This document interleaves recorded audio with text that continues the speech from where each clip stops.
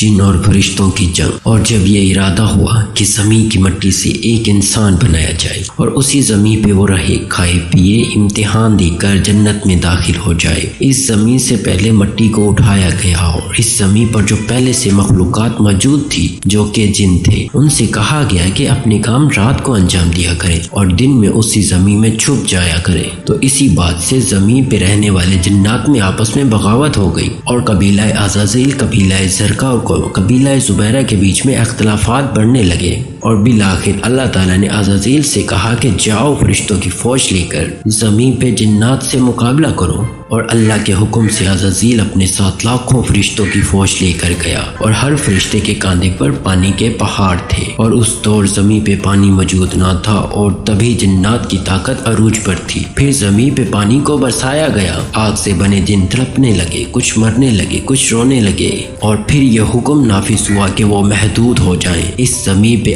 آج کے بعد جنات کا راج نہ ہوگا۔ اور یوں جنات کو شکست مل گئی۔ لیکن وہ جو پانی کے پہاڑ فرشتے جنت سے لے کر آئے تھے، وہ پانی زمین پر پھیل چکا تھا اور پھر اس پانی نے سمندر کی شکل اختیار کر لی۔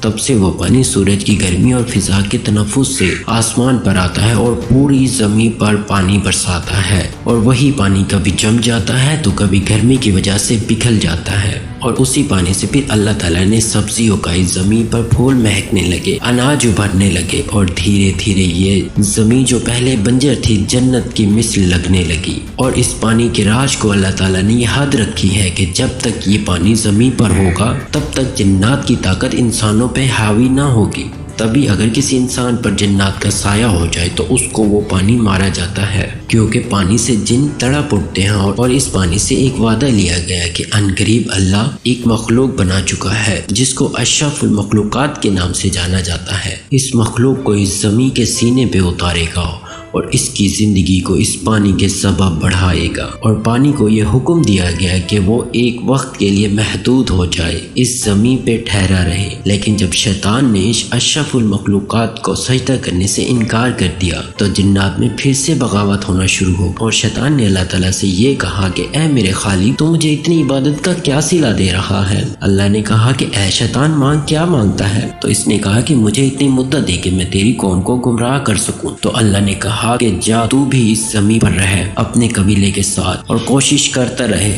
جو میرے نیک بندے ہوں گے وہ کبھی تیری پکڑ میں نہیں آئیں گے۔ تو شیطان نے کہا اے میرے خالق، میں زمین پہ رہوں تو صحیح، مگر ہمارا وہاں پر رہنا محال ہے، کیونکہ وہاں پر پانی بستا ہے اور ہم آگ سے بنے جن، ہمارا وہاں پر کوئی بس نہیں لگتا اور ہماری قوم وہاں پر حقیر سی لگتی ہے۔ اور پھر اللہ تعالیٰ نے فرشتوں سے کہا کہ جاؤ نمک کے پہاڑ لے کر، اور جو پانی زمین پر ہے اس میں جا کر یہ نمک کے پہاڑ ڈال دو تاکہ جو پانی زمین پر ٹھہرا ہے وہ نمکین ہو جائے۔ اور اس پانی کے نمکین ہونے کی وجہ سے جنات بھی اس زمین پر اپنی حکومت کر سکیں گے۔ اور پھر یہ کہا گیا کہ اے عزازیل، جو پانی سمندر میں ہے اس کے کڑوے ہونے کی وجہ سے تیری طاقت میں کوئی قلت نہیں آئی، لیکن جب یہ پانی اس نمک سے الگ ہو کر آسمان میں بادل بن کے برسے گا تو اس کی بوند بوند میں شفا ہوگی جو تیری طاقت کو حقیر بنا دے گی۔ امام علی نے فرمایا کہ اگر کسی انسان پہ جن کا سایہ ہو جائے تو وہ انسان بارش کا پانی اس انسان پر چھڑکے گا تو برے سے برا جن بھی بہت تکلیف دیکھے گا اور اس انسان سے دور ہو جائے گا۔